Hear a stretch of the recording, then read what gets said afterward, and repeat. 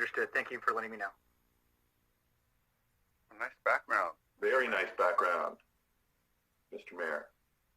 Well, I thought I would change it up. Makes me want to jump in. That is nice.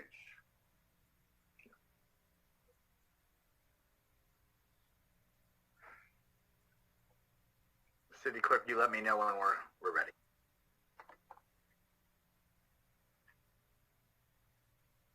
Will do.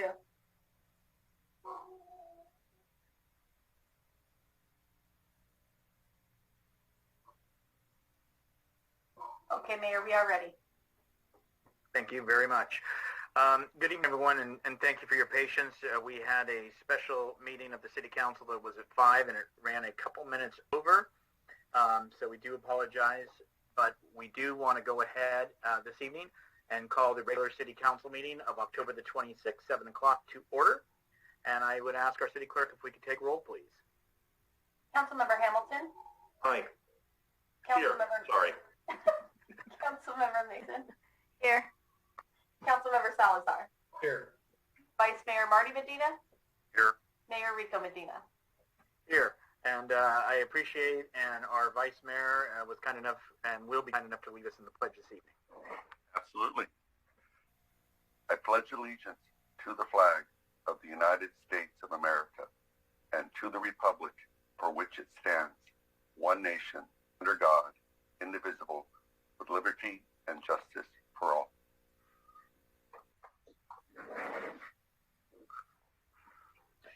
Thank you very much, Mr. Vice Mayor. I appreciate it. Let's move on to item 3, public comments for items not on the agenda. Individuals be allowed up to 3 minutes. It is the council policy to refer matters raised in this forum to staff for investigation and or action where appropriate. The Brown Act prohibits the council from discussing or acting upon any matter not agendized pursuant to state law. There are members of the public that wish to speak on items that are not on the council agenda for this evening. If you could please raise your virtual hand, and we will go ahead and have the City Clerk bring you into the room. Just give a second. See if anybody wishing. Not seeing any hands at this time. And of course, I know our City Clerk will always stop me if I've overlooked. We'll move on to item number 4, which is announcements and presentations. First item, donate new or gently used coats for adults and children now through November the 1st. This is thank you to Recology for helping to keep San Bruno families warm this winter. Donations can be dropped off at San Bruno City Hall, San Bruno Library, Delta Creek Condominium Association, and San Bruno Intro Real Estate, which is located at 180 El Camino Real. And so this is a program that's been ongoing, and even through last year in COVID times, we appreciate taking care of that as well. Item B, receive presentation from Peninsula Humane Society and Spca on animal control services provided to our city and throughout San Mateo County. And we've just seen the president of the Peninsula Humane Society and the Spca. Very happy to have you here and welcome. And thank you for, I think you're still at the office, so thank you for staying with us. And I will now please turn it over to you. Great, thank you. It's very nice to be with you, and I appreciate the invitation to speak with you tonight. I have a presentation. I'm going to share my screen here. I think you all can see that. Hopefully you can see that.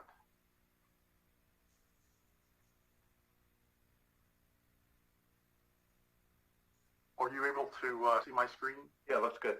You are? Great. Okay. Well, what I thought I would do is just spend a couple of minutes in talking about myself and PHS at a high level, and then sort of talk about the services that we provide to the county and to the cities in the county. So I am approaching my first year here. November 1st will be my first year. I had gray hair before I came into the job, so just to assure you that I didn't gain gray hair in the last year coming here. But you know, I grew up with a father who loved animals, and I'd lived in the country near the Blue Ridge Mountains, and we had all kinds of animals growing up, and I escaped to the Rocky Mountains to college and back to the South to Wake Forest for law school. Never practiced law, but it's a great education to have for anything that you do later in life. But I've spent the bulk of my career in nonprofits and foundations, and that is in the last 15 years working as a consultant with nonprofit organizations. And so when the board asked me to consider thinking about this role, they said, we want someone who understands how organizations work. We've got plenty experts, and I have to agree with that, in the organizations around animal welfare and taking care of cats and dogs and other animals, but we need someone who understands how to run an organization. So I have come into this organization as a steward. I didn't come in here to change. I came to respect what we do and to hopefully enhance what we do here. So one of the first things I did when I came to PHS was to look through the historical archives. And we go back to 1950.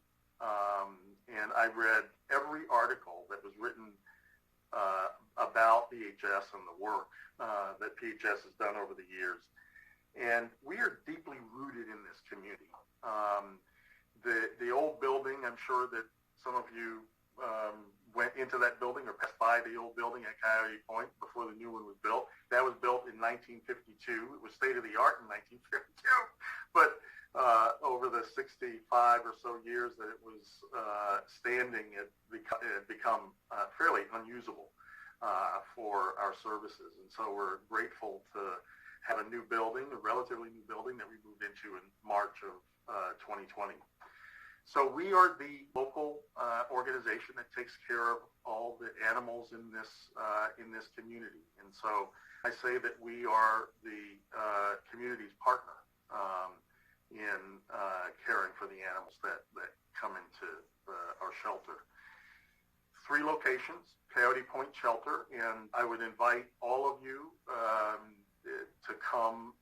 If you would like a tour, let me know. We'd be happy to host you and show you this building. The town in Atlanto Center, where I am here in Burlingame, and we have our resale shop, Pick of the Litter, in downtown Burlingame. Also encourage you to go by and spend a few dollars at Pick of the Litter when you have a chance. So we spent, soon after I came in, the RFP for the contract was issued, and I spent the first 3 or 4 months in this role working with my team here in the county and a number of city managers, including City Manager Grogan, on developing a new contract. And what I have on this slide in there I can send you more details, but I wanted to highlight the areas that we get the most calls about, and particularly in priority 1, where there's an aggressive dog that is threatening a person or another animal, either domestic or wild animal. We often get requests, calls from public safety agencies to provide immediate assistance. And if they're involved in a situation and there's an animal in the home or in the place that's in that situation as well, we will respond immediately. If there's a dog that has bitten another animal or another human, there's been some sort of injury to the animal, we'll respond within an hour. And then we get a number of calls about rescues of domestic and wild animals. And the final point here, which I believe, talking to the city manager, that we've gotten some calls from San Bruno regarding mountain lions. And so we work in coordination with the public safety officers who are on scene, and Fish and Wildlife to capture the wild animal if it's threatening to someone. So those are the priorities that we spend a great deal of time working through, getting clear where the need was, and we will respond within an hour to all of those. And then there are 4 other priorities, as you can see on this slide. Priority 2 will respond within 4 hours to a sick domestic or wild animal, or an animal that's been confined to the home or in some other place. And priority 3, the longer period of time, up to 18 hours, to respond to animals that are running at large. They're not confined. They're just running around in the street. Or if there's a dead animal that we get a number of calls about, or if there are animal bite quarantines where the animal has been or needs to be quarantined after there's been a report of a bite. And then within 24 hours, if there are stray dogs, that will come out and patrol the area in search of the stray animal. And if an animal is being relinquished, someone calls and says that they want to give up the animal, we'll go and pick up the animal and bring the animal back to the shelter. And then if there are no other, if there are no calls in the preceding priorities, then our officers will patrol the city parks and neighborhoods. Are there any questions about any of those? I just sort of ran through them rather quickly. Sir, if you don't mind going through the entire presentation, and then we'll take questions from my colleagues. Thank you. Terrific. Okay. And then in addition to the services that are provided under the previous priorities, we have services that are provided through the shelter. We are open every day of the year, 24 hours a day. And so we will have people come in at all hours of day or night, and they pick up a lost or abandoned animal and bring them in. And so we will have staff there to receive those animals. The shelter is open at times when we believe people are able to make it during the lunch hour or right after work, so 11 to 7, 11 to 6 on the weekends. And we try to accommodate as many people as we can through the shelter. We also have animal care technicians who are there 24 hours every day of the week to make sure that the animals are cared for. Animals can't take care of themselves, so they need someone to or people to look after them, to feed them, to clean up after them. So we do that round the clock. And then we have a team of veterinarians that provide medical care to animals that often come in to us that are sick or injured, and so they provide immediate care. Lost and found information, we provide information over the phone, internet, in person to people who report that their pet has been lost. And then we provide sheltering for animals that that are in protective custody. If there's a family that's involved in domestic violence, or there's been an accusation of abuse of the animal, we will take that animal in while the legal system, the criminal justice system, works its way through. And then we issue issue cat and dog licenses for the city, and we collect those fees and send them on to the county, and we provide euthanasia services. We often have people who call us and say that their animal has reached a point where they're either too sick or too old and to live on, and they want to euthanize the animal, and we will do that for a very small fee. And then we also have vaccination clinics for the residents of the county. One of the areas that we get involved in every year when there are disasters, we are called upon by the county to help assist in those disasters. And so we have volunteers and we have staff who are trained up, and we have trailers that we outfit. And when we're called, we're able to call up our volunteers and staff at a moment's notice and then go respond. And then every year, the county has disaster preparedness training that we participate in as well.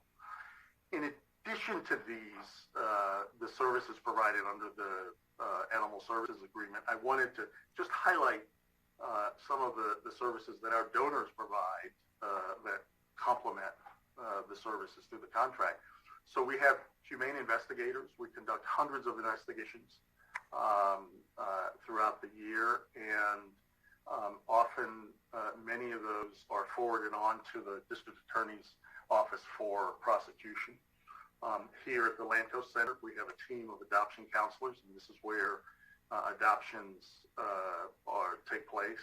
Our spay and neuter clinic, which is solely privately funded, is located in the Coyote Point shelter, and we provide spay and neuter surgeries there. We have here a wildlife care center. We have thousands of animals that are brought in by citizens who see an injured squirrel or an injured bird, and they bring them in, and we take care of those. And we have over 1,200 volunteers who help us get the work done. We couldn't make it without the volunteers who come from throughout the county, and many of them come in to Coyote Point to work here at the Lantos Center at the pick of the litter, and some are fosters. They foster dogs and cats in their home. We also provide humane education. We run a number of camps during the summer. This past summer, we ran 6 or 8, I believe, in person. We went back to in-person camps for 10 to 12 young kids per camp. And it provides an opportunity for them to learn all about caring for animals. And so we have staff who bring in their pets, volunteers who bring in their pets, and talk about their animals. And we have dog training classes here at Lantos. We have an animal behavior staff. They answer questions by phone, online. We have a class going on right now downstairs. So several nights a week we provide training classes for owners. And one of the programs that I was recently introduced to, the TAILS program in partnership with the Sheriff's Department, where we provide dogs to the Sheriff's Department, and the inmates will care for them for a period of 8 weeks, and they train them. And our staff go in once a week and train the inmates on how to deal with certain behavior issues, and we have a graduation at the end of that time. The sheriff is extremely proud of this program, and we had a graduation a few weeks ago, and we this week sent over 4 new dogs to the jail to be cared for by the inmates. So that is that's PHS in a nutshell. And I will say I didn't put my phone number or email on here, but I am available to you at any time that you have questions. Feel free to give me a call. The main number here is 7022. I'm at extension 309. So I'd be happy to take your call anytime. So thank you. Thank you for the opportunity. Thank you very much for taking the time and for being here, and I appreciate the update and presentation. Are there any questions from my colleagues at this time? Councilmember Hamilton. So no questions, just a couple of comments. I just want to say thank you for the presentation and for the critical work that you and your organization do for our city and for our county. I visit the Lantos Center on Rollins Road many, many times with my kids. We adopted our cat from there. We took dog training class there. We brought injured birds into the Wildlife Care Center. I encourage everybody watching to please pay a visit and take advantage of the many services we've heard about tonight, especially if you're considering adopting a pet. So thank you very, very much. Thank you, Councilman. Any other questions from colleagues? Okay. With that, please, again, thank you for being here. Thank you for your time. And please go home and relax. Thank you. I hope you all have a good night. I have my little Zoe in the corner here. She's not awake. I was hoping that I could introduce her to you all, maybe some other time. Thank you. Thank you once again. Appreciate it. With that, we'll move on to our next presentation, which is a receive the presentation on the city's new agenda management system. And for that, we're going to turn it over to our city clerk. Yes, thank you, Mayor and City Council. My name is Melissa Thurman. I am your city clerk. And I wanted to introduce this item. In 2019, early 2019, I began looking into agenda management solutions for the city. We currently have none. We basically take a Word document and I convert it to a PDF and then I pack it all together, and it takes quite a while, but I've gotten really good at it. But still, it's not something that is really efficient, and it takes a lot of time to put a packet together, especially if they're over 1,000 pages. And so I was trying to find ways that will help expedite the process for the city and for future clerks and for future employees so that everybody's not having to stay at their desk and work on a Word document. And so I had several demos with agenda management companies, and the IT staff that was with me, Paul Vella, and at the time Steve Messick, who reviewed these demos, by far we all agreed that Prime Gov was the best solution. And I reached out to Joshua Herney, and he is going to be presenting for us tonight, but for just under $16,000, we were able to find a really great solution for the city. Prime Gov has been fantastic. I've been working with them weekly since 2020, I don't even remember now, it's been a while, on building us a great platform. And we are now at the final stage where November 9th, we will be producing an agenda for the first time using this agenda management system. And Mr. Herney is going to explain to you tonight what the public can expect to see on our website moving forward, the cleaned up version that they will present to us as far as our agendas, and also our committees and boards and commissions and the streamlining that we will have with applying to serve on those. So Joshua, take it away.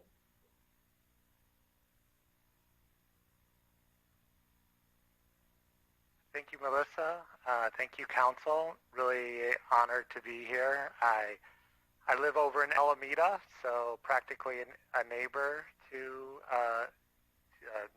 native to the Bay Area. Just really quick introduction about Prime Gov. So Prime Gov, while we are a relatively new company, about 6 years old, our management team actually did us at another company before. And so we really have the most experience in the industry, so more than 20 plus years experience. And, we have a number of clients in, our strongest client base is really in California.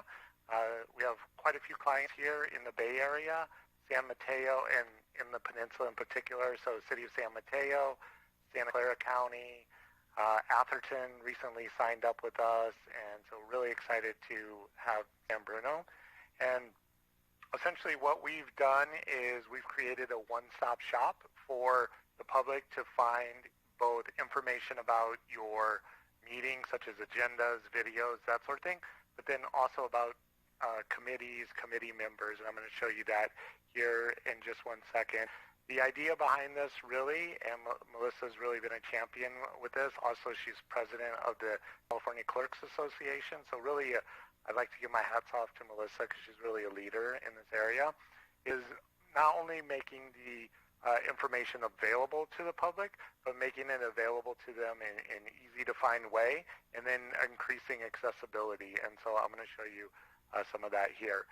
So as I had mentioned, all of your information now, or will be as of early next month, will be available in one place. And so, for example, if a member of the public was interested in a board or a commission, they could come in and they could read a profile of the committee. They could click here and find out information, who the members are. This allows them to comply with the MATI Act, and all this there's a lot of things going on behind the scenes to automate this process for you, but it does make compliance with things like the Brown Act and the MATI Act much easier. If there are any, they can then look to see if there are any vacancies on this meeting. If there is a vacancy, they can just go ahead and click this apply button, and it's going to open an online application. Currently, people have to fill out a paper application and scan it or drop it off. And so this is one example of making the committees, the boards and committees, more accessible, especially to different demographics who may be more focused on, web interactions and that sort of thing. So they could come in, they could fill out this information. Some of nice features are they can just type in their name and it will add their signature. They can also just upload a resume. So things like that to make it really easy for people to apply to the various boards and commissions. And then before applying, if they wanted to see what had happened at the most recent meeting, they could just click on this tab and then they would pull up the meeting. Now, as Melissa mentioned, we're still in the process of rolling that out, but we will migrate all your data over. So just to give you a local example of someone who's been using the system longer, I'm going to pull up the city of San Mateo. And so you can see here, they have data going back to 2019. We have other clients, we bring data over much longer than that. But essentially, if you look here, it's basically organized. So you would have your upcoming meetings. You also have the ability to do a search here. So if I wanted to do a search on Uber, for example, it would bring up not only where that is on the agenda, but also any attachments. So it does a full text search. This just makes it much easier for the public to find information, can dramatically cut down on public information requests, and other things like that. So it just, in speaking to clerks over the 9 years that I've been doing this, it really just creates a better sense from the public that, I know you guys don't feel this way, but sometimes certain communities may feel like council is trying to hide things, and just giving that access to them in a much easier way just kind of counters any of those kinds of ideas. The other thing to show here is you would have the video for the meeting. And so if I was going to, here's another example of a local city of Albany. If I click here, it's going to bring up the video.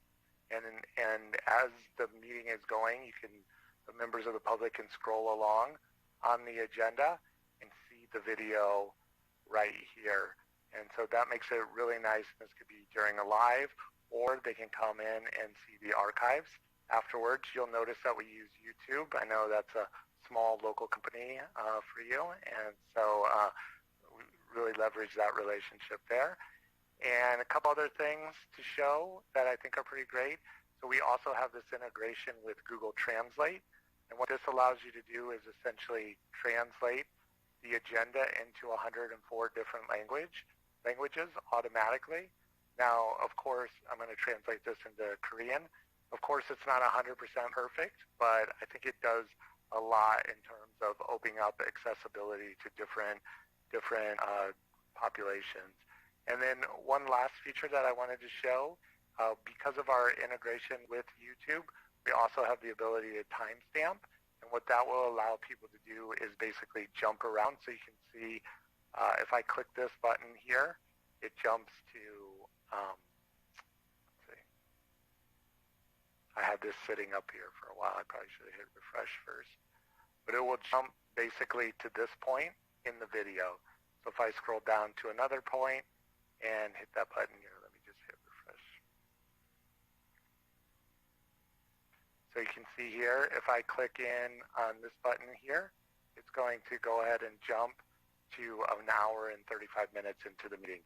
And this makes it so people can easily find the information that they're looking for, as opposed to having to scroll through, which as someone with young children, being able to access information or attending meetings and kind of logging in at the right time is, just opens up a lot of doors for me.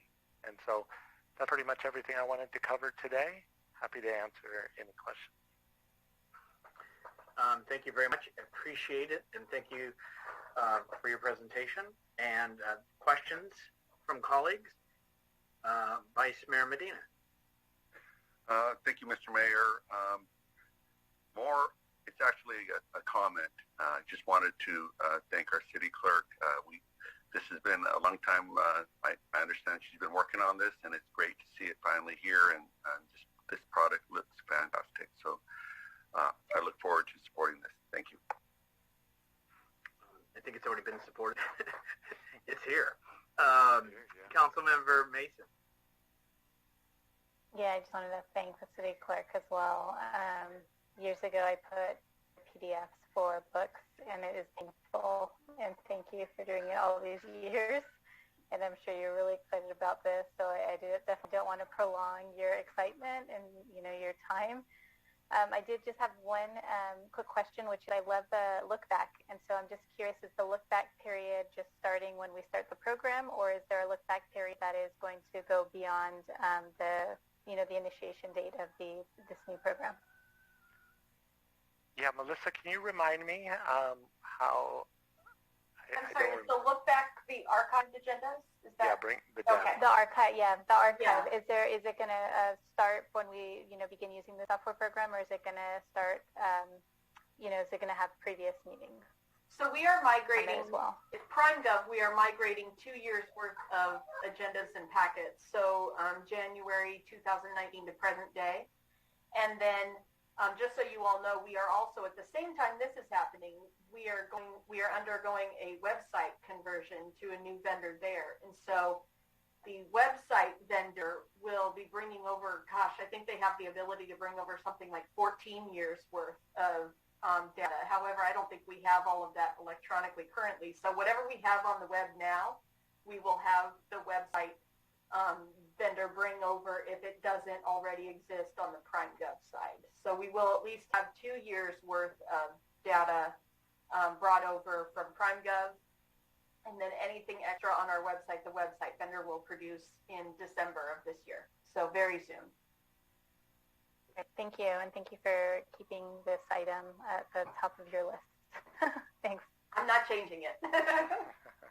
Councilmember Hamilton. So Councilmember Mason asked my question, so I'll just be brief and just say this. This absolutely looks fantastic. It's such a huge improvement for many different pain areas. Not to minimize your pain area of how we put together those huge packets. So just want to say thank you to the whole team, and this looks great. Can't wait for it to launch. Councilmember Salazar. So just really quick, so I know that this looks pretty standard compared to other agenda management programs I've seen, and in that it breaks down the items. The items are created individually, and then we see them broken out here. But does it have the ability to then also aggregate into what we're used to seeing? Because if you wanted to read your agenda packet offline, this doesn't really allow you in this particular view. So if we wanted to have a version of it that looks more like what we're accustomed to, which is one large packet, does the software aggregate that way. It looks like we're showing. Okay, so the whole packet is there. Okay, and then in terms of when we bring the history in, I imagine we'll only have the full packet for those, and not the individual or the timestamped videos, which I think is really a huge plus in terms of going back to research what's happened. Yeah, so we could bring it over if it had been originally timestamped. We can migrate data over with timestamps, but I don't believe it was currently timestamped. So we'd have to have a person actually watch the meeting and do the timestamping. Okay. All right. Okay. Thank you. It looks great. It looks great. No problem. And yes, and just for the record, just to answer your question, yes, the agendas and the packets can be converted to PDF. Which is where Josh's cursor is now. You can just click on the little PDF link, it downloads it to your computer, and it opens up just like you would see the packets now or the agendas now. Well, I wanted to thank you for Josh for being here and showing us a few steps and people of the community what to expect just around the corner. I do want to thank the city clerk, Madam President, because this is something when you came on board, when we hired you, was that this was something that you had had experiences in other jurisdictions that you've worked in, and that would have efficiency and effectiveness as far as getting everything together within the process that currently exists today. And so that's a big step for us, and so I appreciate that continued and staff keeping that as a task to complete, and thank you for getting us to the finish line. No problem. Thank you. All right. With that, let's move on to our next item, please. Receive a presentation and annual report from the Culture and Art Commission. And this evening, I believe we have our vice chair who will be making the presentation. I am bringing her over right now.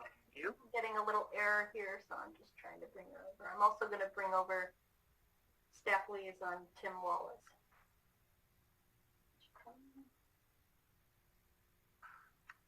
There she is. Okay, thank you. Mrs. Tobin, thank you for being here. And Mr. Wallace, thank you for being here as well. And we're going to turn over the floor to the Vice Chair to give us the Culture and Arts Commission report. Hi. Evening. Good evening. I'm not the vice chair. I don't know who is. But thank you. I am a long-term member of the culture, excuse me, there goes my voice, of the Culture and Arts Commission. And good evening, Honorable Mayor, members of the City Council. Of course, you know my name is Melody Tobin. And I'm pleased to present to you the Culture and Arts Commission 2020-2021 annual report. This evening's agenda will include the Commission's members, the purpose of the Commission, the Commission's accomplishments for the year, and our goals for the next year. At the end of the presentation, I will be happy to answer any questions you may have. The Culture and Arts Commission currently has 6 commissioners. Melissa Rolfs is our chair, Pamela Madden is our vice chair, Pamela Gamble, Jean George, Janet Monahan, and of course, myself. I'm always last. Thank you, Mr. Tobin.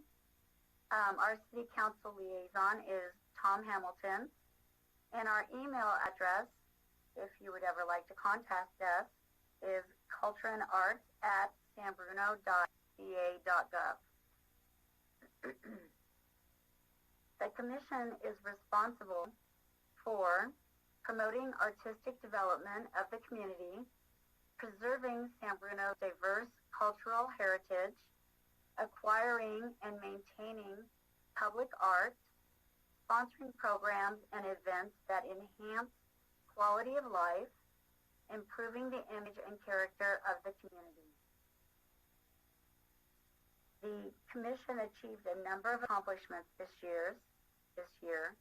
This includes reestablishing the library community art gallery program, sponsoring the library's winter reading and arts program, providing judges for the recreations division holiday lighting contest, sponsoring Movies in the Park, and sponsoring a Dia de los Muertos event.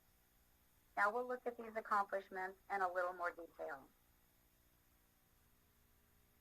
The Community Art Gallery was reestablished shortly after the library reopened in April this year. New this year is a $250 stipend paid to participating artists. The purpose of this stipend is to encourage more artists to apply. The works you see on this slide are part of the current exhibit. The Commission sponsored the library's winter reading and art program. This was a series of virtual programs to promote arts and literature. The program included art talks from the San Francisco Museum of Fine Arts.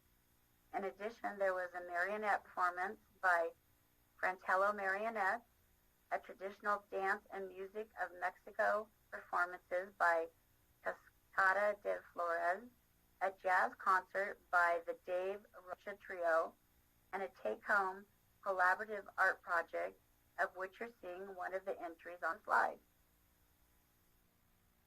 In December, the Commission provided judges for the Recreation Division's Holiday Lighting Contest. The top 3 homes were selected from a total of 47 entries. The winning entry is the one you see here on the slide. Movies in the Park returned in September after being on hiatus in 2020 due to COVID-19. The 4 films screened, Raya, The Last Dragon, WALL-E, Soul, and Frozen 2, I think that was 5, averaged 145 attendees. This is the highest number we've had in many years.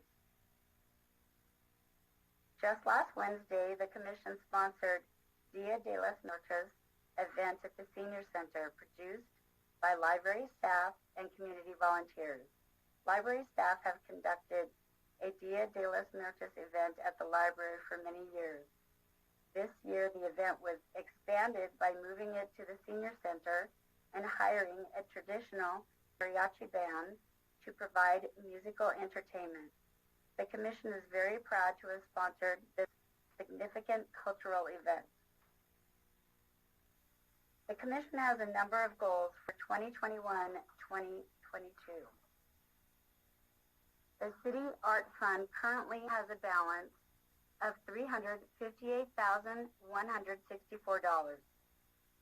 The Commission will sponsor a Recreation Division's Holiday Window Painting Contest downtown. We plan to create a directory of San Bruno cultural and arts organizations. The Commission will select a new set of artists to display their work at the library's Community Art Gallery. Once again, the Commission will sponsor Movies in the Park. We intend to sponsor Shakespeare in the Park in October 2022.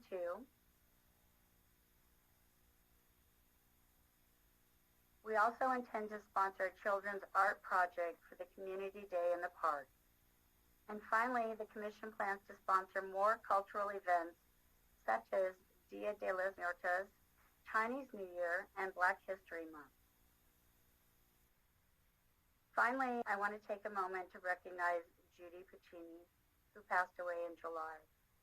Judy was a Culture and Arts Commissioner since 2018. Her involvement in the Society of West Coast Artists Gallery on San Mateo Avenue brought a professional's perspective to the Commission. But more importantly, she was a friend to every commissioner and brought a calming influence to each meeting. We have missed her since her passing and will continue to miss her in the future. This concludes our presentation. I'd be happy to answer any questions you may have. Thank you so much, Melody. Appreciate you being You're here welcome. and the presentation. Any questions from my colleagues? Questions? Not seeing any at this. Vice Mayor Medina. I was waiting for the comments, Mr. Mayor, so I pushed that button a little too soon, so I apologize for that. Just a couple comments, but I'll wait if there's any other questions. I'm going to say there's probably no questions unless I'm incorrect, Councilmember Mason, and maybe people wish to make comments. Yes on the comments or no on the comments? Councilmember Mason, do you have a question? Okay, comments. Vice Mayor, you're first, and then Councilmember Mason. No, fantastic. I loved the Dia de los Muertos event. I love that we're expanding to include other cultures. The artwork in the library is fantastic. I highly encourage our residents to go check it out. And I just wanted to thank you all for your work. It's great. Thank you. Councilmember Mason. Yeah, just the same. I've attended the Dia de los Muertos for a couple of years now with the family, and I really enjoyed this last week at the Senior Center. Very well planned. The library staff was amazing and well organized. We've attended most of the movies in the park. We've just had a great time at a number of events that have been planned. So thank you so much for all the time and the effort. And I really appreciate some of the new ideas that are forth. I can't wait to see the windows during the holidays this next year. So thank you so much. And on behalf of myself and the City Council, and you've heard from a couple, all of my colleagues feel, really want to thank you, Melly. I know you've been on and have had a lot of passion for this as well, and a beautiful tribute to Judy and a great picture to conclude this with her spirit and heart and love that she had for the commission as well as for the arts.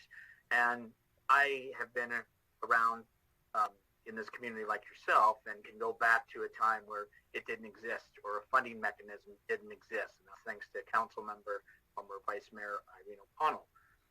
And then this continues on. So I want to thank everybody on the commission if you would pass on our thanks and appreciation. And I appreciate you being here with us this evening and bringing that forward. Thank you. Good night. Have a good rest of your evening. Thank you, you too. Okay, we will move on to our next item under announcements and presentations. Receive presentation and annual report from the Bicycle and Pedestrian Advisory Committee. And of course, I know we have Mr. Smith as a staff liaison, and I believe we are going to hear from David Nigel, who is the chair. And I know I've got that right. And so, Mr. Nigel, if you are ready to go, I will please turn the meeting over to you, sir. I'm ready to go, and good evening, Honorable Mayor and members of our City Council. My name is David Nigel, as you just said, and I'm the chair of the Bicycle and Pedestrian Advisory Committee. Tonight, I'll be presenting the 2020-2021 BPAC annual report. Next slide, please. Tonight's agenda will begin with the BPAC's current composition and liaisons, followed by BPAC's roles and responsibilities. Then I will go through the significant activities that BPAC has participated in during these past years and conclude my presentation with the areas of future work for 2022. Next slide, please. The committee is comprised of 7 members and 2 staff liaisons. And I'd like to just say we have a fine balance of veteran members and 3 wonderful new members, and you can see them listed on the slide right there. I also would like to say we have a wonderful collegial relationship with our staff. Working with Michael Smith and David Wong is absolutely fantastic, and they've helped all of us so much. And they are our liaisons. And we also want to thank our City Council representative, Michael Salazar, who has attended our meetings and watches us via Zoom. Our 3 new members have already been very active, Paul Rose and Rob and Jules. And the committee also has the following subcommittees: safety outreach, public service announcements, and events. And I'd like to give a special thanks to Council Member Michael Salazar for serving as our current City Council liaison. Next slide, please. The BPAC is a quasi-judiciary body that provides input and advises the City Council on matters related to walking and biking in the city. The committee is advisory in nature, and its input is considered in evaluating the effectiveness of projects, programs, and policies related to bicycle and pedestrian activities in the city of San Bruno. This feedback is usually in the form of recommendations to the City Council or staff. Next slide, please. Before I proceed to present the committee's accomplishments over the past year, I want to pause and acknowledge the significant impact of COVID-19 pandemic, which has had on our outreach efforts.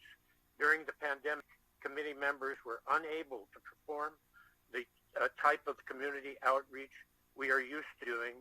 Usually, committee members are present at local events such as the Posey Parade, Community Day in the Park, Children's Day in the Park, Bike to Work Day, and making bicycle safety presentations in local schools. None of this was possible over the last 20 months. So instead, our focus has been in the effort of educating ourselves using outside resources.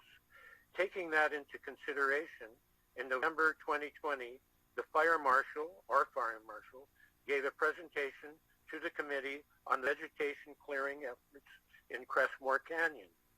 And in January 2021, committee received presentations from our Chief of Police on pedestrian and cyclist safety, and a representative from commute.org spoke about her organization's efforts to promote walking and biking in the county. And just an aside, when Walter Bird and I were appointed in February 2002, we made a commitment to have a really good relationship with commute.org, who at that time was based in Bay Hill, and they've since moved to Oyster Point. And we continue to have a very good relationship with them, and they give us all kinds of advice and materials that we give at our information booth at different activities. The committee is always looking for presenters to educate us on the latest walking and biking efforts that affect our community. Next slide, please. The next two items will be something that we're very proud of. Throughout the years, we've produced and created many public service announcements with the cooperation of our staff, and especially Miriam Shalit at Cable TV. And I'm going to play you our Dutch Reach public service announcement, which was done at the end of 2020.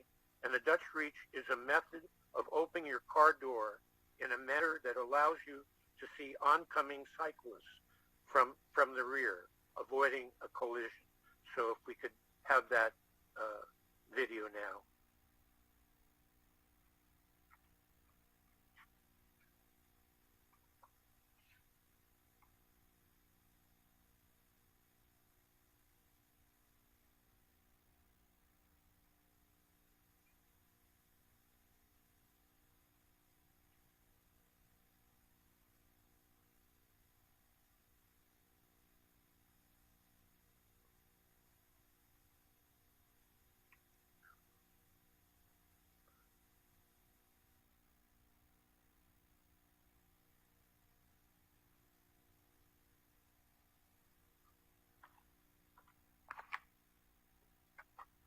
Our next video has to do with having clear sidewalks and placing the garbage totes in the proper place.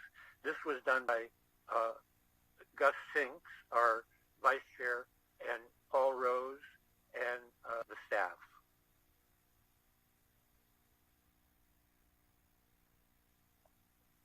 Our garbage can placement PSA is the most recent PSA effort and was released in September.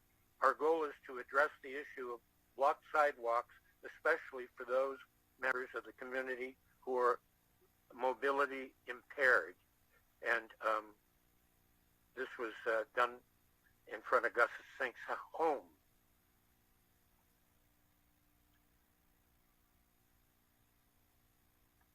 And there he is.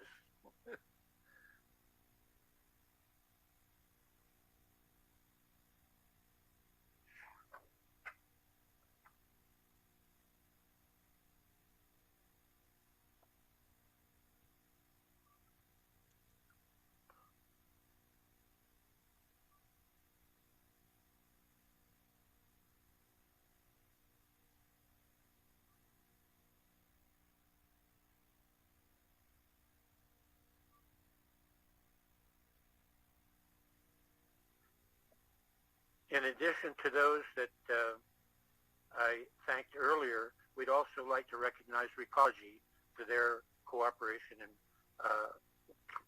creating this video. Another activity was Bike to Wherever Day, and because many folks were working from home during the pandemic, Bike to Work Day 2021 was replaced by Bike to Wherever Day. And San Bruno did not host our usual two stations, so that a few members visited the one station that was at the farmers market in Brisbane, and that is one of our brand new committee members. And we look forward to hosting our Energizer stations in San Bruno in 2022, and we'd like to thank Walmart, one of our big sponsors at the San Bruno BART station, and YouTube at the Caltrain station. Next slide, please. The City of San Bruno plans to construct a two-way Class 4 cycle track along the east side of Huntington Avenue, extending from San Bruno Avenue to the Centennial Way Trail in South San Francisco, which is currently in the design concept phase of work. Because the project was identified in the walk and bike plan, a very important document that we follow, the committee receives bi-monthly reports on its development. We are very excited to see a significant project progress from plan to implementation. Next slide, please. Areas of future work. Although our outreach is hampered by the pandemic and the cancellation of many of our key outreach programs, the committee was still hard at work, and we are looking forward to continued implementation of the walk and bike plan, expand community outreach for children and adults, and continuing to support Bike to Work Day and other community events and activities. That concludes our report, and I would be happy to answer any questions. Thank you, Mr. Nigel. Very much appreciate your presence and the presentation. Any questions from colleagues? Any other comments or questions? If not, I want to, on behalf of the City Council and myself, please, Dave, if you would go back and thank the board for their work, their efforts, and all those folks that are on it. Really, they not just serve on it, they actually do it. And for the video that we saw with Mr. Sinks, he did speak. We just didn't have the audio, so I don't want folks to think that it was with no sound. We just didn't hear it, but I've seen it on TV. And then again, just on a side personal note, I have to thank you for all your decades of service to the community. Obviously, I think you're going 52, 53 years on Parks and Rec.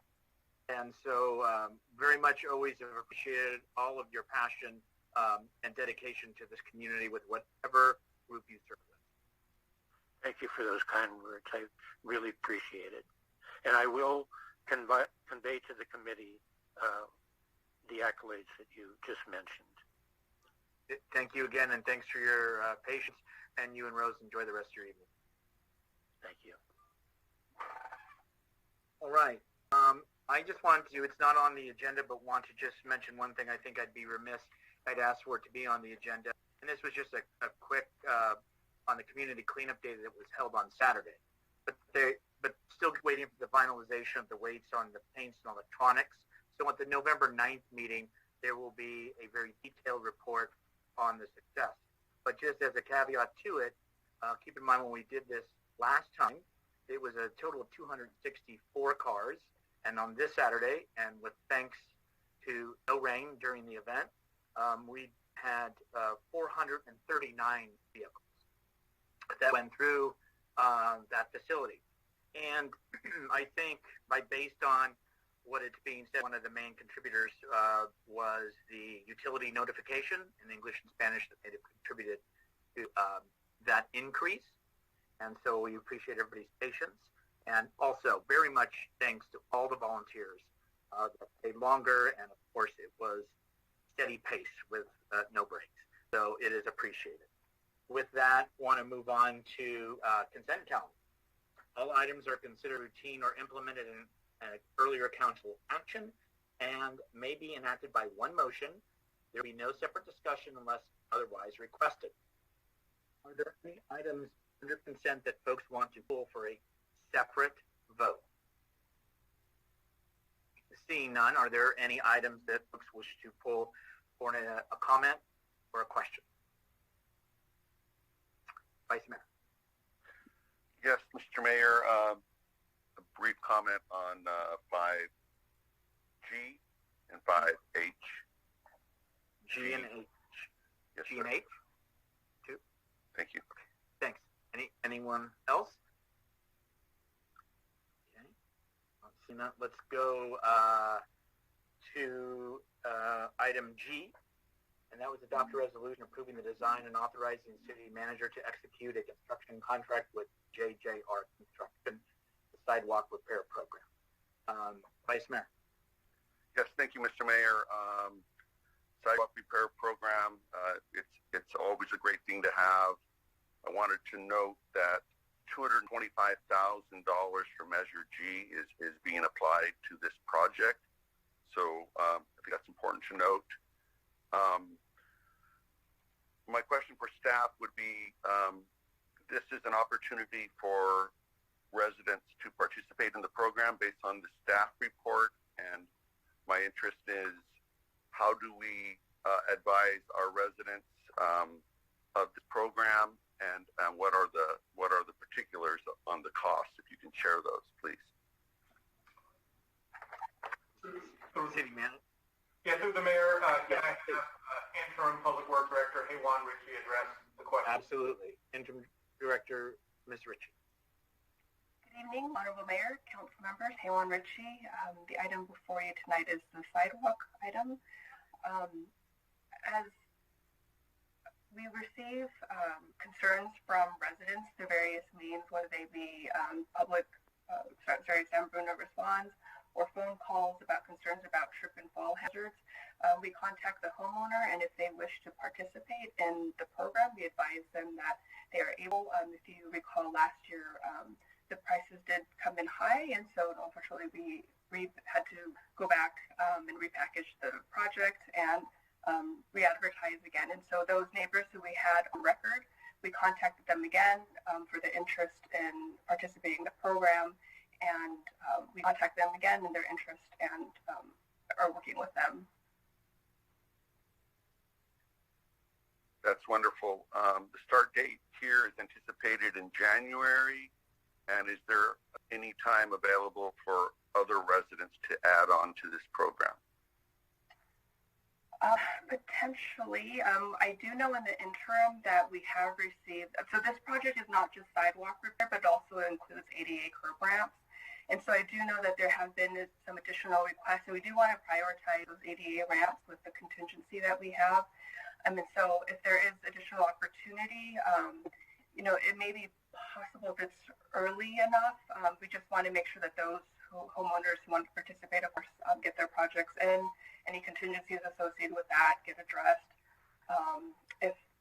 If they let us know soon enough, there may be some opportunity, but of course, the contingency really, we're wanting to prioritize it for the ADA ramps, any unforeseen conditions that come up. And if there's opportunity, they can contact Public Works. It primarily depends on when they catch us. If they've completely done all of the demo work and they're not coming back, we would want to avoid a remobilization cost.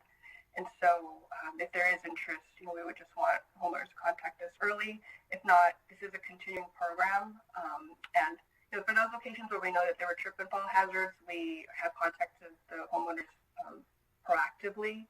And so, they can always be added to a list later if they want to participate. Excellent. Thank you. You're welcome.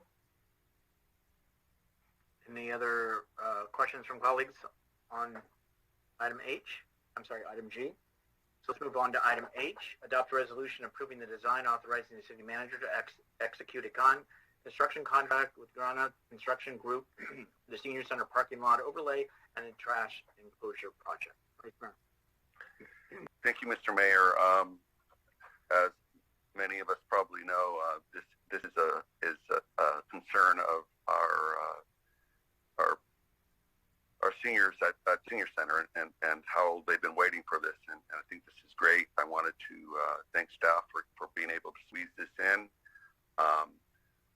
If staff could provide just a really brief on the construction schedule and how it's being planned to avoid the busy activity at the Senior Center.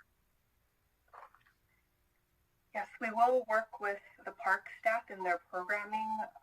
They will, there is some ramping up time, of course. You have to provide their submittals. There's some shop drawings associated with the new trash enclosure.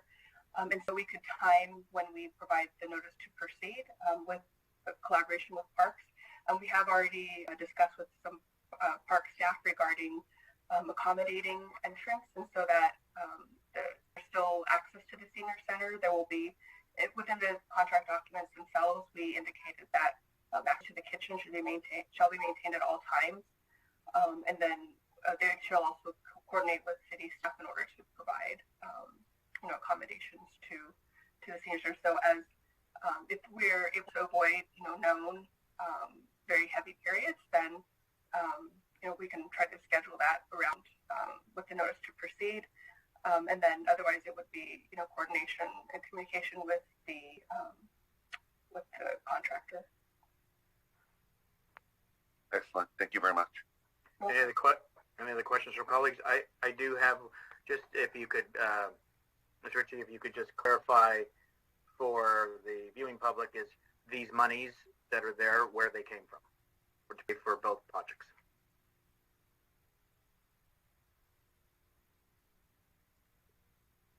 No, I have David Wong on the call. I don't want to get it wrong. I know that there was grant funding, and so if we could bring David Wong.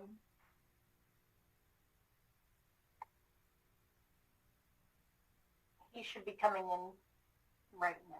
Thank you, Melissa. Thank you.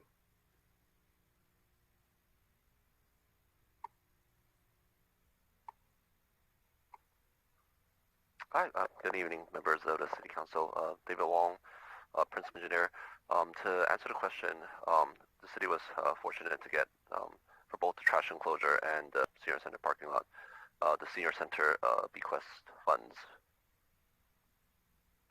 Thank you. And it's not the center itself, but it's monies that have been given through means to that, and the Senior Advisory Board took this topic up and approved that, which we thanked and that as well. So just wanted that, and thank you very much, Mr. Wong and Ms. Ritchie, for clarifying.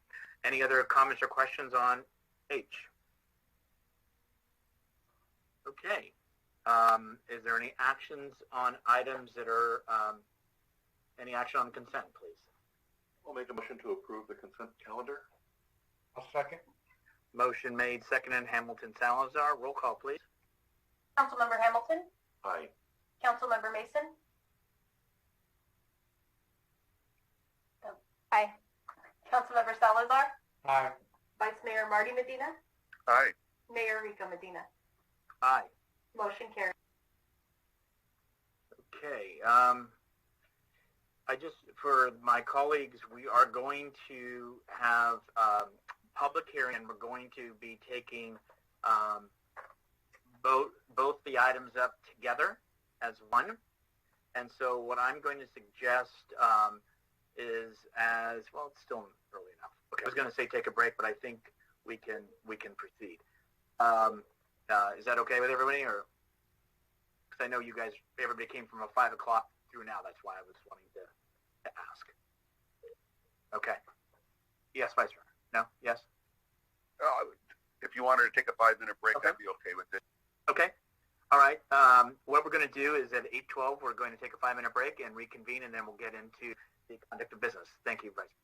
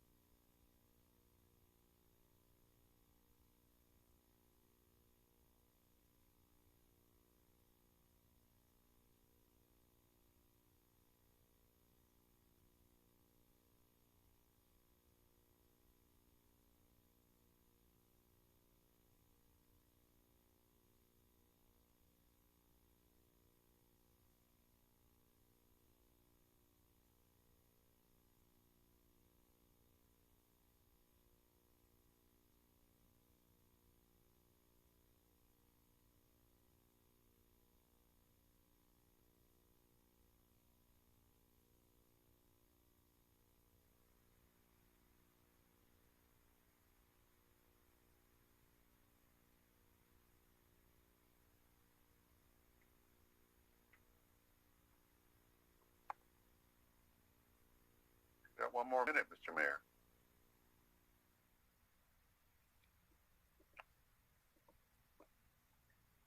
You're right. Take a break whenever you can. some person told me many years ago. All right.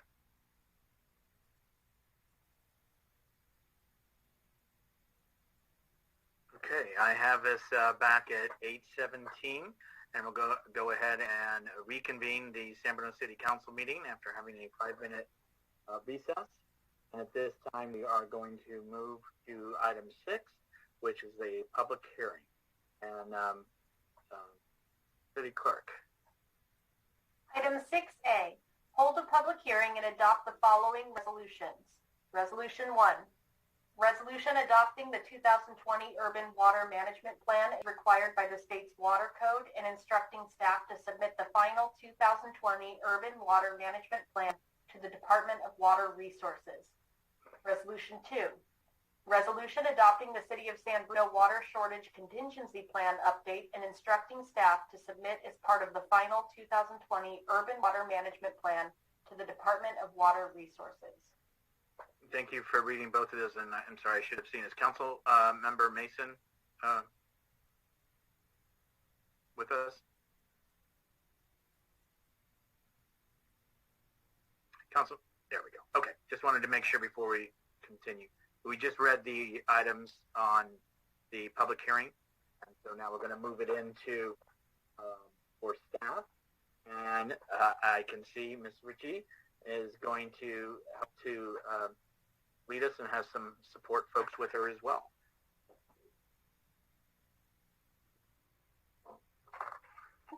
Interim Director Ritchie. Yes, thank you so much, Mayor Dina. I have slides to share.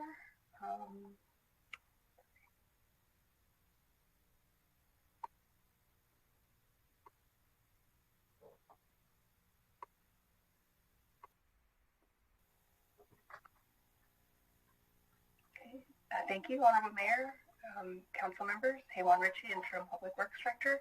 The item I have before tonight is the adoption of resolutions for the 2020 Urban Water Management Plan and Water Shortage Contingency Plan.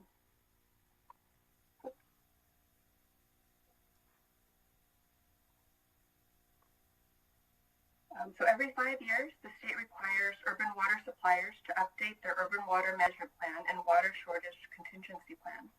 Public Works staff and their consultant, West Jost Associates, work together on preparing these plans and are here tonight to hold a public hearing and recommend adoption of the 2020 Urban Water Management Plan and Water Shortage Contingency Plan.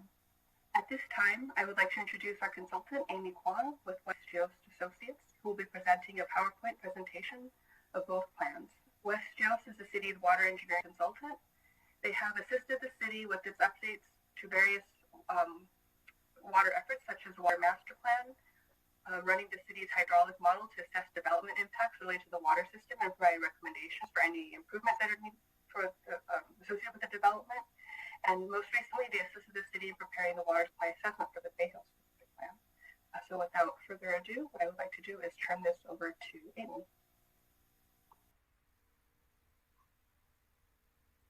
Thanks, Haywan. Let me share my screen.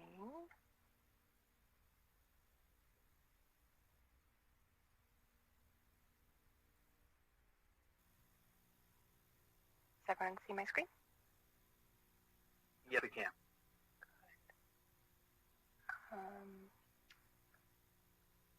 Sorry, I wanted to share. Start video. Okay. Well, thank you. Haywan. Good evening, Honorable Mayor and City Council members. This project was started 7 months ago, so City staff and I are very excited to get to this stage and be able to present to the city on their 2020 Urban Water Management Plan and Water Shortage Contingency Plan. So what is the Urban Water Management Plan? So some background on that. Basically, it's a plan that evaluates the city's water supply and water demands through 2045. It's a long-term planning document. It evaluates the availability and the reliability of your water supplies to meet your current and future water demands. And it's also a document that helps inform water supply assessments for proposed development projects, some of those larger projects that require a WSA as required by Senate Bill 610 and Senate Bill 221. So why is the Urban Water Management Plan required? It's required under the Urban Water Management Planning Act, AB 797, and also the requirements are in the California Water Code, sections 10608 to 10657, and it applies to any urban water supplier who directly or indirectly serves more than 3,000 customers or delivers more than 3,000 acre-feet of water per year. And it requires an update every 5 years. And it helps the city maintain its eligibility for state grants and loans. So in fiscal year 2019-20, the city served 11,902 connections, so greater than the 3,000 customers. And the city also delivered 3.12 million gallons per day, MGD, of water, or equivalent to about 3,500 acre-feet of water per year to their customers. Therefore, an urban water management plan is required. So first, a big thanks to city staff. We had to provide all the information we needed in order to complete the plan. As you can see here, there are lots of components in the urban water management plan. Some of the key ones include a lay description, which we've included as the executive summary. We need to provide the water demand projections to 2045. We also document the conservation target compliance, also known as SBX 7-10. We also document the city's water supply availability and reliability. And one of the new components of the 2020 Urban Water Management Plans is a drought risk assessment, looking at the city's supplies for the next 5 years, assuming a multiple year drought. Lots of updates on the water shortage contingency plan, and also updates to the city's demand management measures. The following slides will present some of these key components of the urban plan.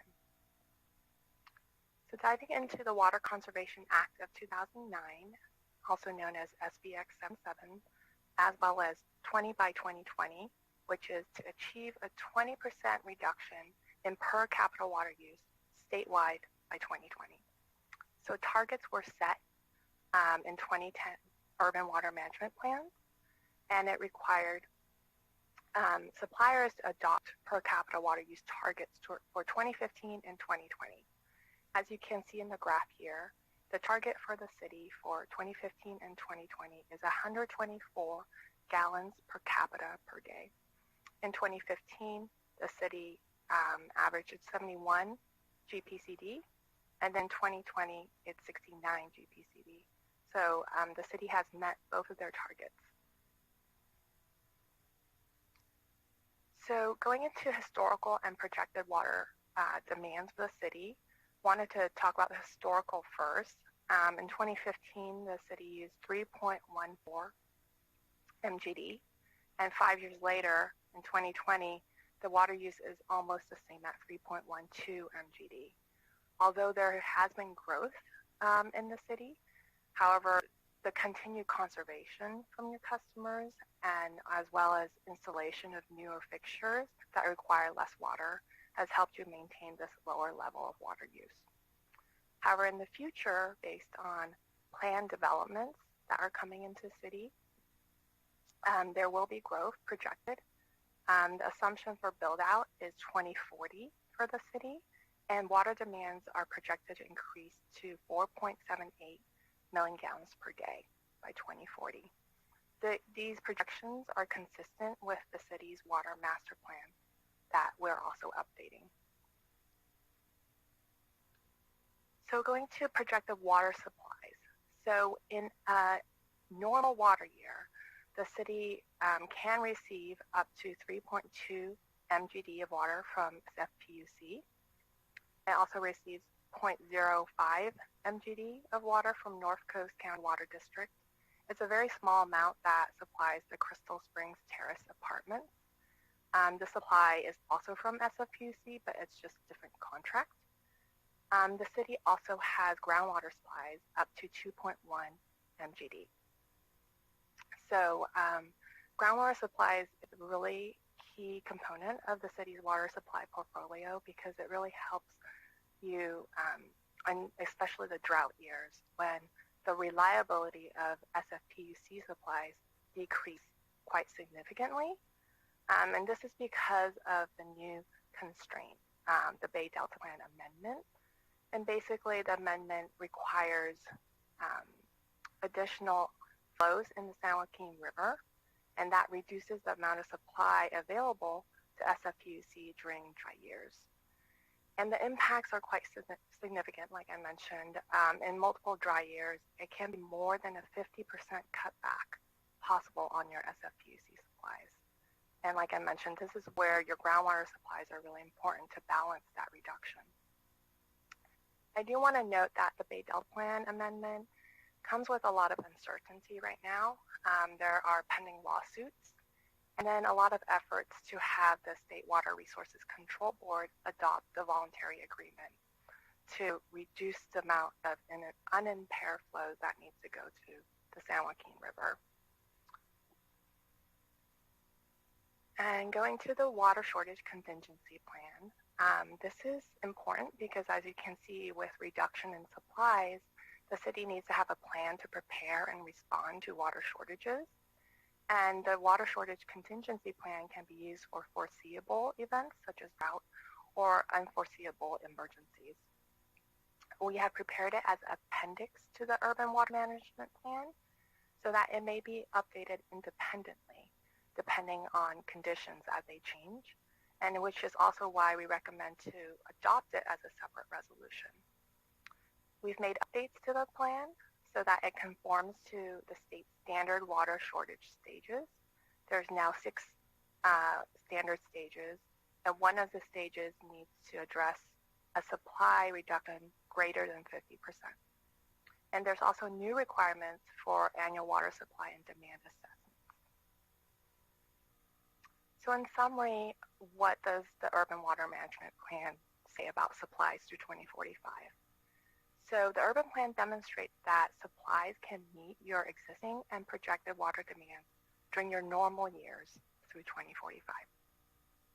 During your single dry years, the city may experience a water shortage between 5 to 19% starting in 2035. When we look at multiple dry years, such as a 5-year dry period, the city may experience a water shortage between 2 to 24% starting in 2030. I do want to note that these are compared to your projected growth demand, so it does include the projected growth and build-out demands. So these shortages are because of some of the growth. But for reference, I do want to note that the city achieved a 20% conservation during the last 2012 to 2016 drought. So although the shortfalls are significant cutbacks from SFPUC due to the Bay Delta Plan, we are planning for that, the worst case, in this 2020 urban plan. But because of uncertainty, if we look at, the other bookend, if we didn't have the Bay Delta Plan, there wouldn't really be any supply shortfalls. Nearly eliminated, and it'll be close to like 1% shortage in the 4th and 5th dry years, in the later years of a 5-year drought. Obviously, we can't plan for that. We're going to plan, for the worst case scenario, just like what SFPUC is showing in their urban plan. But we do update these plans every 5 years, so we will know how Bay Delta Plan is implemented 5 years from now. So in the event of projected shortfall, the city can implement its water shortage contingency plan between stages 1 to 3 to address any of the shortfalls that we've projected. So some public outreach and key dates. Prior to the city council meeting, we've provided 60-day notices to the county, surrounding agencies, Spca, and other stakeholders. October 11th, the notice of public hearing to the city, county, and public were provided. And between October 11th and October 22nd was the public review period. We needed a 14-day minimum. There were also 2 notices in the local newspaper. Today we're having the public hearing. We're going to ask City Council to consider adopting the Urban Water Management Plan and the Water Shortage Contingency Plan. And within 30 days of adoption the documents need to be submitted to DWR, as well as the state library, county, and made available for public review. So proposed action items for today is to conduct the public hearing for both plans and consider adoption of the 2020 Urban Water Management Plan and Water Shortage Contingency Plan. That concludes the presentation, and we could open up for questions in public hearing. Thank you very much. Was there anything else, Ms. Ritchie, that you wanted to add before I open for public hearing? Yes, I wanted to add that a large contributor to this project was Mark Reinhardt. He has been a long-term city employee. He works with Amy Kwong and has been a strong advocate for our water system for many years. And so he is also available for questions. Thank you. Thank you. Thank you very much again. I appreciate it. Okay, at this time, if we could, if it's okay, if you could stop sharing the screen, and then I'll go ahead and ask at this time. This is a public hearing, so I'm going to go ahead, and if there's anybody in the public that wishes to speak on this item, if you could raise your hand at this time. Once we do close public hearing, there will not be another opportunity in which to speak. So again, this is the last call for anyone from the community that wishes to speak on this topic. Seeing none at this time, if I could have action from council to close the public hearing. So moved. Second. Motion seconded. Hamilton Salazar to close public hearing. Roll call, please. Councilmember Hamilton? Aye. Councilmember Mason? Aye. Councilmember Salazar? Aye. Vice Mayor Marty Medina? Aye. Mayor Rico Medina? Aye. Now I'd like to have any questions from colleagues on the presentation and the items on the two resolutions.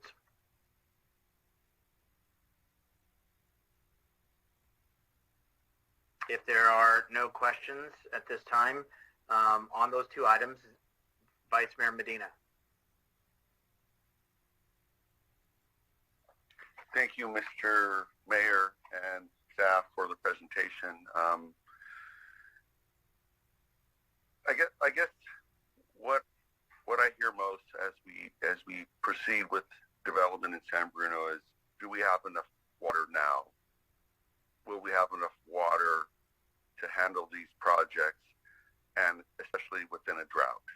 And based on this presentation, we do.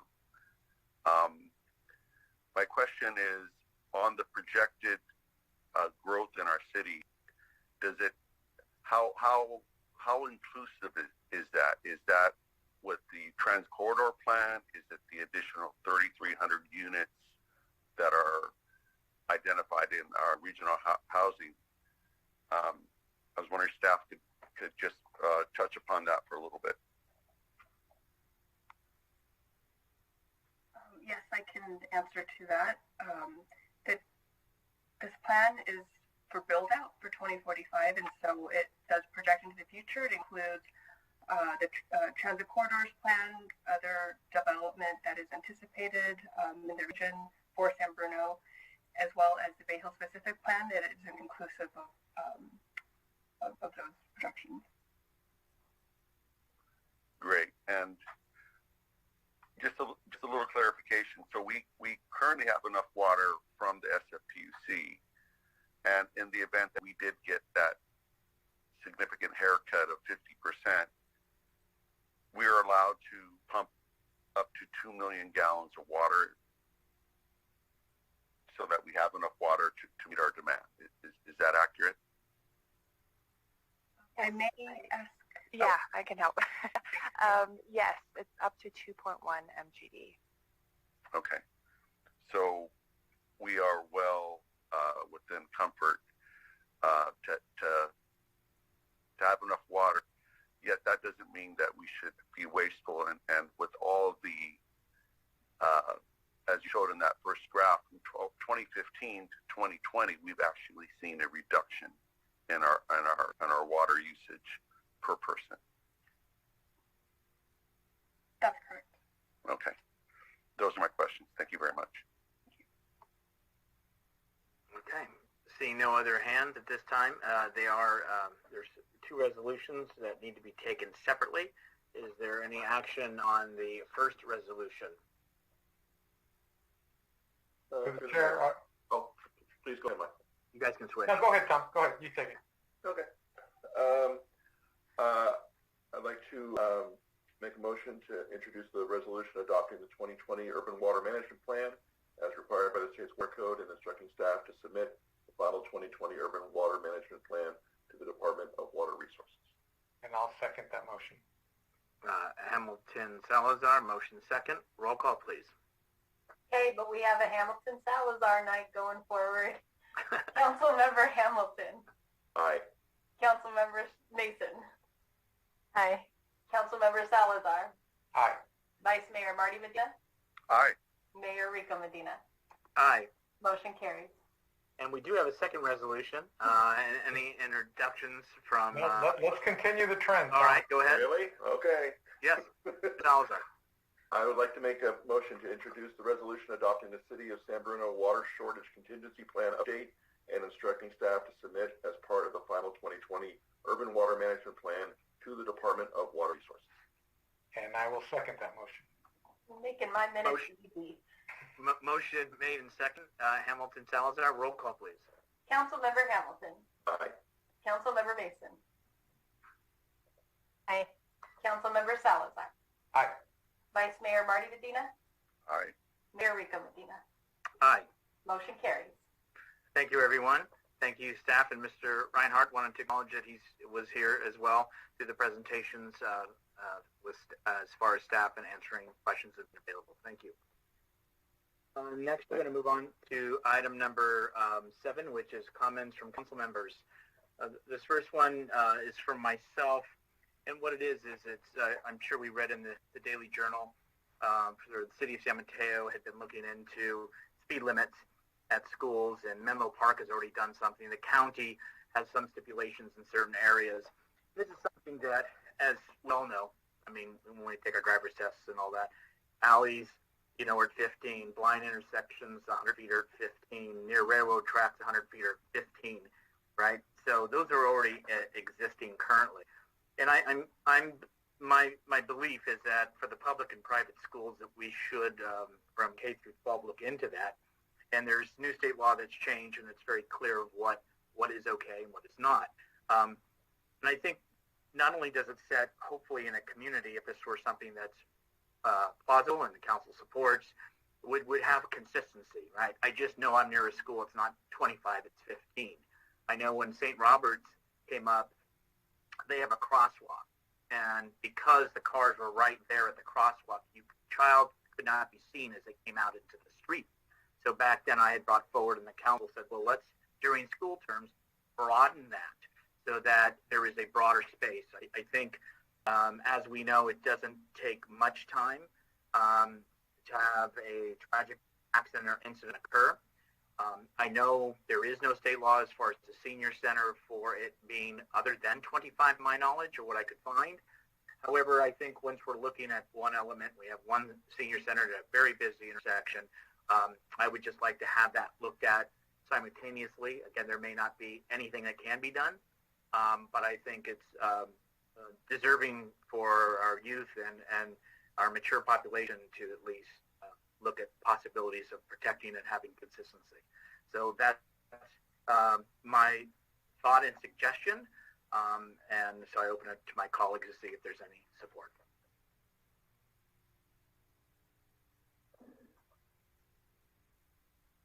Vice Mayor.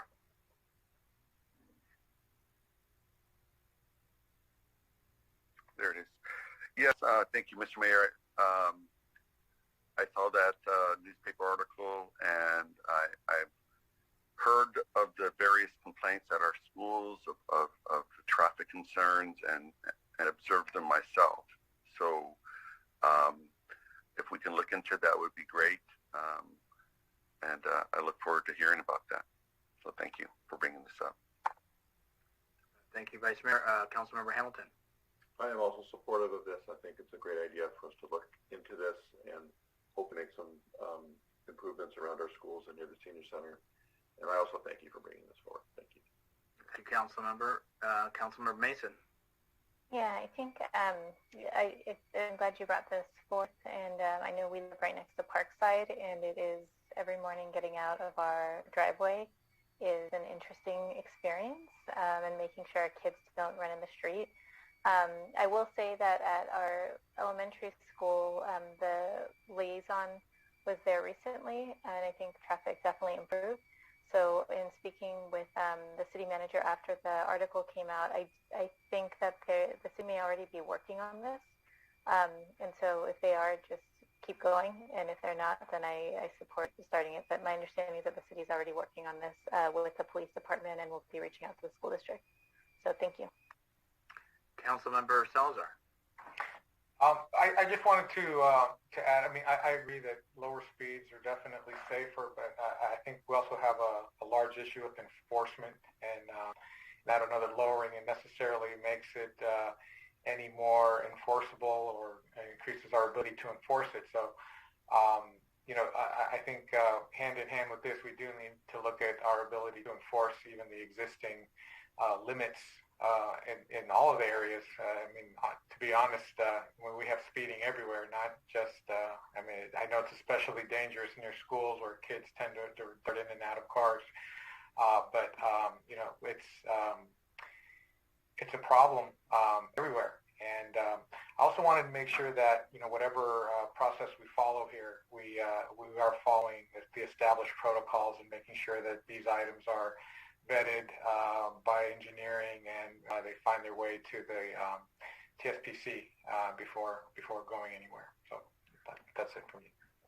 Absolutely would concur with those comments, and speaking to a council member from San Mateo on this topic, I think it is always the case, right, about the cars that speed everywhere, not just around our certain sites or U-turns, etc. So it is true when it comes to the enforcement.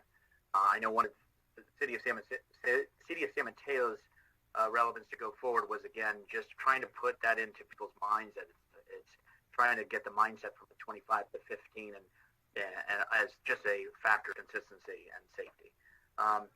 So with that, I think that we have to go ahead in that, and so I appreciate that. I want to now ask for other council members that may have items that they or comments that they'd like to bring up tonight. If you could raise your hand, and we'll start with the Vice Mayor.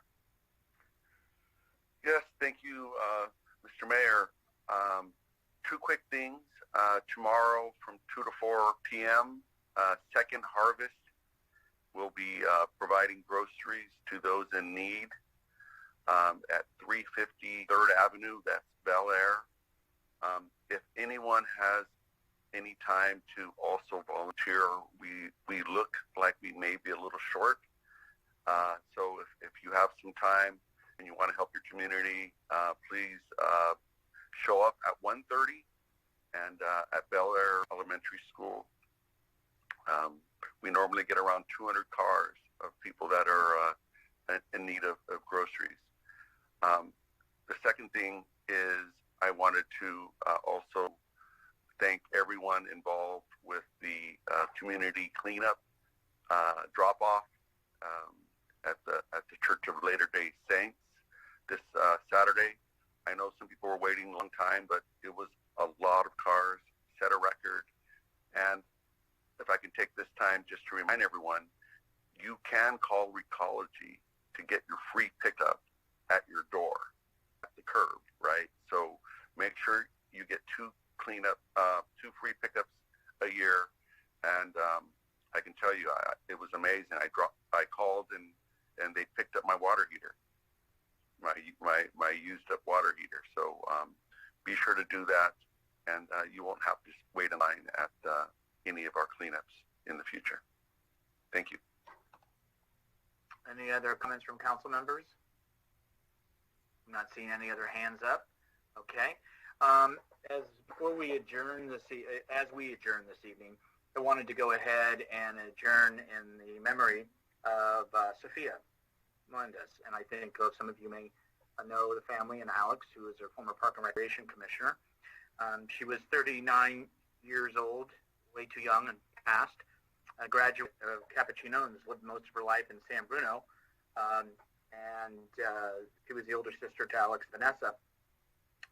One thing that I think may run in the family is Sophia loved the San Bruno Sea Park just as much as you see Alex there all the time.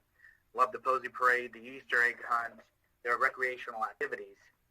And some side notes, she loved the creative writing, sushi, and of course being a mom. She's survived by her parents, her younger sister and brother, and her 4-year-old son. And this was an unfortunate when any tragedy like this happens. And so in memory of her, as well as all of our young adults, and maybe I'm just getting up in age, but to me, that's still very young. And so also, in addition, I want to adjourn in honor and in memory of all our young adults that have left us way too soon. So with that, let's adjourn in a moment of silence.